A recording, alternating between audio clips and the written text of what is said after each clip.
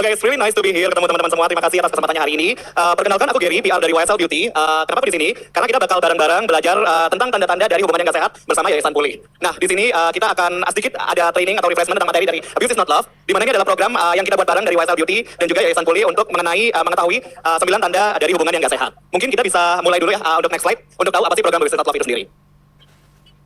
Abuse is physical, sexual, or emotional. Abuse is abuse. YSL Beauty supports local, non-profit partners to educate and prevent in over 25 countries. Because abuse can come with warning signs, and if we're all aware of the signs, we can better seek help or offer support. You don't have to be an expert to be a resource. Take the training. Abuse is not love. Okay, so based on that fact, kalau teman-teman lihat videonya, ada 1 dari 3 perempuan yang mengalami kekerasan di dalam hubungan. That's why kita YSL Beauty membuat program yang mengajak orang-orang buat find out tentang tanda-tanda dari kekerasan dalam hubungan itu sendiri. Mungkin kita bisa next slide. Nah, program ini udah ada dari tahun 2020 dan di Indonesia sendiri itu udah dari tahun 2023 dan kita berpartner bersama Yayasan Pulih di sini untuk raise awareness tentang 9 tanda kekerasan dalam hubungan. Next one. Dan dari training hari ini kita expect teman-teman bisa belajar mengenai LOVE. Yang pertama adalah learn mengetahui 9 tanda-tanda dalam hubungan. Yang kedua adalah offer support, kalau tahu teman-temannya ada yang mengalami kekerasan bisa bertindak seperti apa. Yang ketiga lebih vigilant dan terakhir adalah expect better dari relationship yang teman-teman punya nanti. So without further ado, aku akan mengundang dari Yayasan Pulih untuk memberikan materi untuk training hari ini. Oke, terima kasih banyak Kak Gary. Halo. Hai. Halo, hai, halo. Halo, hai, hai, halo, hai. Kayaknya capek ya adik-adik ya? Udah capek? Oke, tapi meskipun capek, ini topik yang sebenarnya menarik banget dan ini sesuatu yang sangat lekat dengan kehidupan kita sebagai mahasiswa. Jadi Kak Nori bakal sedikit menjelaskan mengenai gambaran relasi berkekerasan atau relasi yang tidak sehat. Oke, sebelumnya adik-adik, Kak Nori izin sambil bawa handphone untuk mengingatkan bahwa ada beberapa poin yang harus Kak Nori ingatkan. Tapi sebelumnya Kak Nori mau nanya dulu nih, di sini ada yang pernah lihat, dengar, atau mengalami relasi berkekerasan? Ada? Kayak gimana sih relasi yang berkekerasan itu? Ada yang mau mengatakan mungkin? Oke, silakan. Jauh banget ya, boleh agak sini deh. Permisi dulu ke teman-temannya.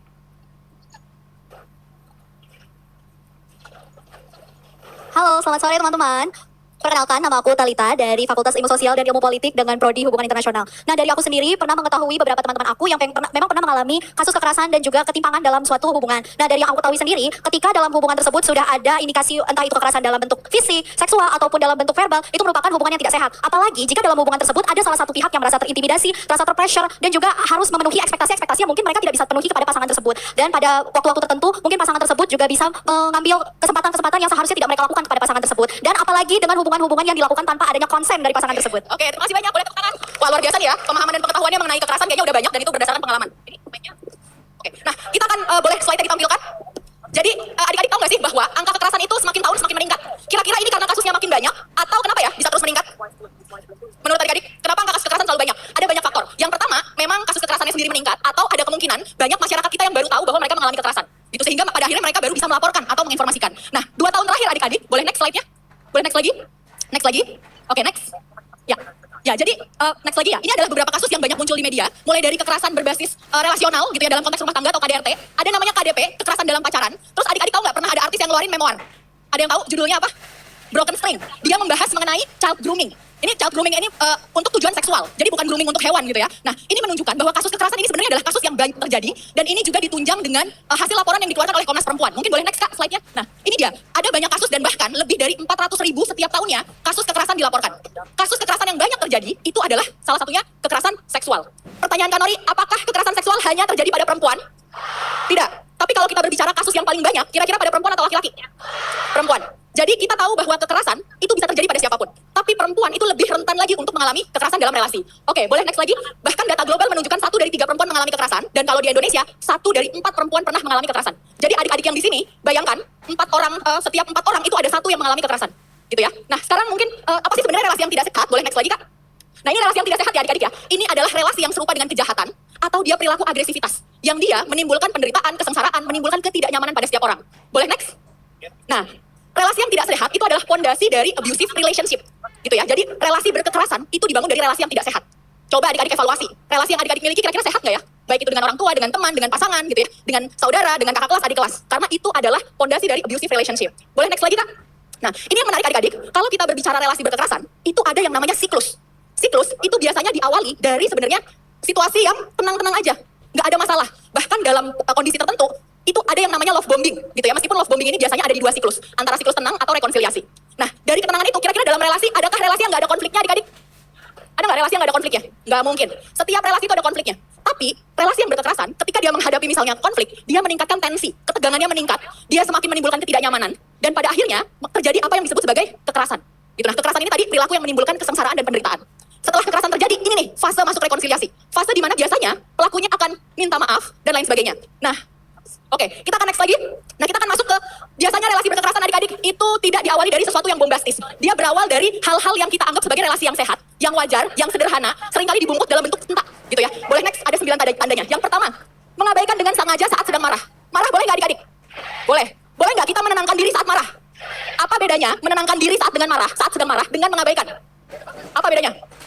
Oke, kalau kita lagi marah dan kita butuh waktu menenangkan diri, kita akan bilang bahwa aku lagi marah, aku butuh waktu untuk menenangkan diri. Nanti dulu ya, itu boleh dan itu bukan mengabaikan. Tapi kalau mengabaikan, yang dimaksud di sini adalah kita lagi marah tiba-tiba pergi, tiba-tiba nggak bisa dihubungin, tiba-tiba temennya. Nah, ini itu udah tanda tuh bahwa itu adalah 9 tanda kekerasan, gitu ya. Boleh next lagi? Mengancam kalau kamu nolak keinginannya. Relasi sehat itu boleh banget untuk kita bilang nggak mau. Kita bilang nggak boleh, kita berubah pikiran, itu boleh dalam relasi sehat. Tapi saat kita berkata tidak, terus pasangan kita itu misalnya mengancam, membujuk, merayu, sampai akhirnya kita berkata iya, itu yang harus diwaspadai. Artinya kita berkata iya bukan karena beneran mau, tapi karena ada ancaman atau tekanan, sehingga kita berkata, oke deh aku mau. Ini juga salah satu tanda ya. Boleh next lagi? Nah, ini meremehkan dan menjatuhkan dirimu. Ada di sini pasangannya atau orang tuanya atau siapapun lah ngomong gini, masa gitu aja nggak bisa? Masa gitu aja nggak ngerti? Kamu kenapa sih dandannya kayak gini? Kenapa nggak kayak cewek itu? Kenapa sih kamu nggak olahraga? Ini adalah salah satu ciri perilaku yang abusive gitu ya. Dia meremehkan, sehingga membuat kita merasa buruk dan membuat kita merasa bahwa kayaknya aku emang buruk deh, kayaknya nggak akan ada deh yang mau sama aku. Dan itu bikin kita bertahan dalam relasinya. Boleh next Kak? Yang selanjutnya memanipulasi sehingga kita bertindak atau merasa sesuai dengan yang ia inginkan, atau bahasa sekarangnya gaslighting.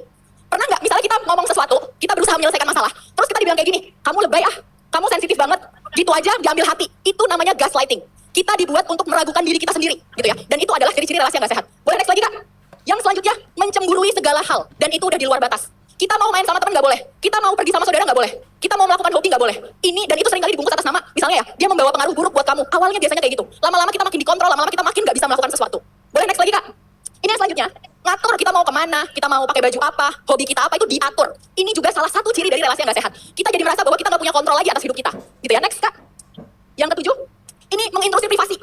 Jadi di tengah dunia teknologi sekarang, mungkin ya, sosial media kita, password kita, itu semuanya dicari tahu, dihack sama dia. Ini banyak terjadi. Bedakan antara ketersalingan ya. Kadang-kadang dalam pasangan ada kesepakatan, aku tahu sosmed kamu, kamu tahu sosmed aku. Itu kesepakatan. Tapi intrusi di sini, dia pokoknya langsung aja tuh nge-hack kita. Dia langsung, dia kayak berusaha untuk tahu apa saja yang kita lakukan di sosial media. Itu bagian dari intrusi. Next lagi Kak. Nah, ini mengisolasi. Jadi kita nggak bisa kemana-mana, kita nggak bisa ngapa-ngapain. Mau melakukan aktivitas tertentu dilarang, memisahkan kita. Ini juga bagian dari relasi berkekerasan. Next.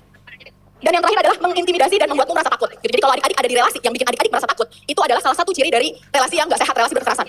Jadi pertanyaannya adalah, apakah adik-adik merasa bebas menjadi diri sendiri saat ada di relasi itu? Karena kalau adik-adik merasa nggak bebas ada di relasi itu, maka bisa jadi ini adalah salah satu gejalanya. Boleh next?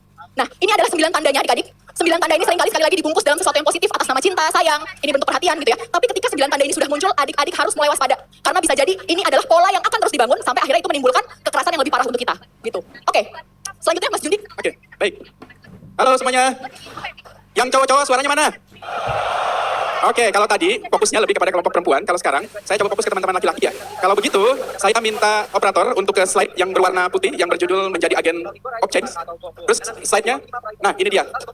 Teman-teman yang laki-laki di sini, saya tantang untuk masuk ke dalam anggota Power Ranger. Jadi, kalau tadi membahas kesannya laki-laki kok seperti, kalau datanya laki-laki menjadi pelaku kekerasan ya. Begitu, 89%, ada 87% mengatakan laki-laki adalah pelakunya. Jadi, kita ke slide selanjutnya yang ada videonya saja. Next. Lagi. Nah, kita putar videonya ya.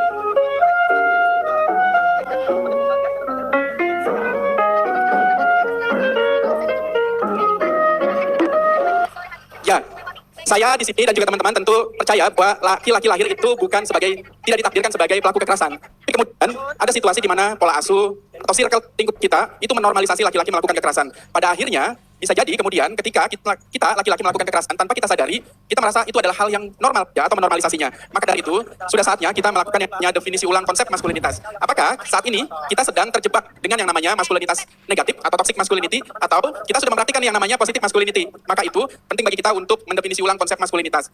Oke, di next. Ya, jadi beberapa bentuk praktik dari maskulinitas toksik itu diantaranya dominan. Tadi Kanorida itu sudah menginformasikan kalau berelasi itu dominan, kemudian sulit menerima penolakan. Nah, maka dari itu penting bagi kita sebagai laki-laki menunjukkan atau kualitas diri kita ketika kita mendapatkan penolakan dari pacar atau lainnya. Kita harus mampu bersabar, harus mampu berpikir ke depan lah. Jangan memaksakan diri, karena kalau memaksakan diri sudah masuk kategori melakukan kekerasan. Nah, selanjutnya next.